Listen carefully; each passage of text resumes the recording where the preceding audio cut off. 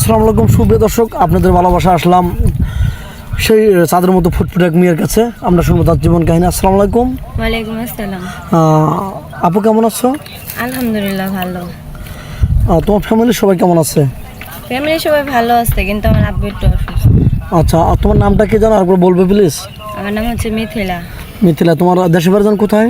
ঠাকুরগা। ঠাকুরগা। আমার প্রশ্ন করার উদ্দেশ্য হচ্ছে, তোমাকে তো চিনি, দর্শক যে নতুন দর্শক আছে তারা তো জানার একটু বিষয় আছে, জন্য প্রশ্ন করলাম। এখন তুমি কি করছো? বর্তমানে আমি কিছুই করি না, আমি বাড়িতেই থাকি। আচ্ছা, তোমার আব্বু অসুস্থ আছিল দীর্ঘদিন, এখনও অসুস্থ হয়ে আছে না? ঠিক তো হয়নি? না, ঠিক হয়নি, মানে হয়েছে, মানে মোটামুটি এখনো পরিপূর্ণভাবে সুস্থ হয় নাই। আচ্ছা, তুমি তো অনেক ভিডিও করলে, কোনো দেশ বা প্রবাস থেকে কোনো ভাই সাড়া দেয়নি? এখনো ওরকম মানুষ পাই নাই দেখে তো এখানে আসছি ভিডিও করার জন্য। আচ্ছা, তুমি কি ধরনের মনের মানুষ চাচ্ছ যে এখন এত সুন্দর লোক, তোমার এত ভালো চেহারা, তো তুমি ভালো মনের মানুষ পাচ্ছ না, তার কারণটা কি জানতে পারি? হয়তো আমার চেহারা ভালো না, এই কারণে হয়তো পাই নাই, বা আমার ব্যবহার হয়তো ভালো না এই কারণে, বা হয়তো আমি কোনো দিক থেকে কমতি আছি এই কারণে হয়তো এত ভিডিও করার পরও একটা মানুষ আমাকে পছন্দ করলো না, বা কারো চয়েস হয়নি। আচ্ছা, এটা হতে পারে তোমার শেষ ভিডিও। কোনো প্রবাসী ভাই যদি তার ওয়াইফ থাকা অবস্থা তোমাকে বিয়ে করতে চায়, তোমাকে চালাতে পারবে, তাকে চালাতে পারবে, তা থেকে তুমি রাজি আছো? অ্যাকসেপ্ট করবে? আমার সমস্যা নেই।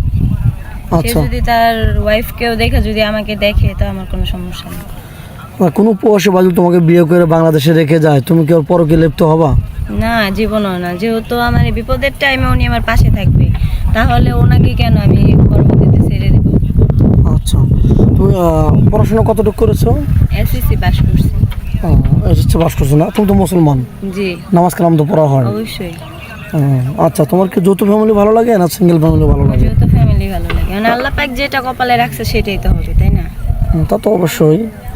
তা যাই হোক, বিয়ের পরে তোমার যেমন এখন তোমার অভাব বা দরিদ্র, তোমার ভালো পরিবারে বিয়ে হলো, আল্লাহ তোমার মুখগুলো তাকাইলো, অনেক ভালো পরিবারে তোমার বিয়ে হলো, তোমার কি কোনো ইচ্ছা আছে যে তোমার স্বামী কিনা কোথাও ভ্রমণ করতে যাবে, কোথাও ঘুরতে যাবে, এরকম আশা আছে?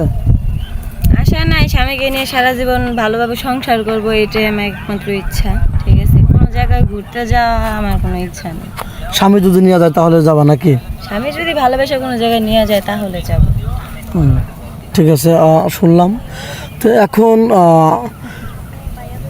তুমি মানে আর কি বলবো, আমার থেকে এসে আমি কাটে না যোগাযোগ। আচ্ছা, তোমার সাথে যোগাযোগ। আচ্ছা, এই ভিডিও দেশ বা বিদেশ থেকে সবাই দেখছে, ভিডিওটা পাবলিক হচ্ছে, তোমার সাথে যোগাযোগ করবো কীভাবে? তোমার ফোন নাম্বারটা দিয়ে দাও। ভাই, আমার তো ফোন নাই, আমার বাবা অসুস্থ থাকার কারণে ফোনটা আমি তখন বিক্রি করে দিছি, এই কারণে আমার কাছে কোনো ফোন নাই। দর্শক কিন্তু আপনারা শুনতে পারলেন, মেয়েটা কোনো ফোন নাই, মেয়েটা অনেক দরিদ্র, না হলে আমাদের ক্যামেরার সামনে আসতো না।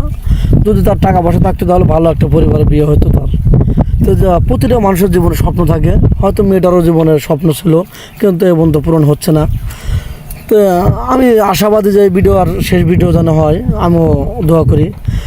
তো আমাদের ইউটিউব চ্যানেল কর্তৃপক্ষের নাম্বার দেওয়া থাকবে স্ক্রিনে, কেউ ভিডিও কল দেবেন না, অডিও কল দেবেন। ভিডিও কল দিলে ব্লক করতে বাধ্য হবো। ভালো থাকবেন, সুস্থ থাকবেন, এটা কামনা করি। আল্লাহ হাফিজ।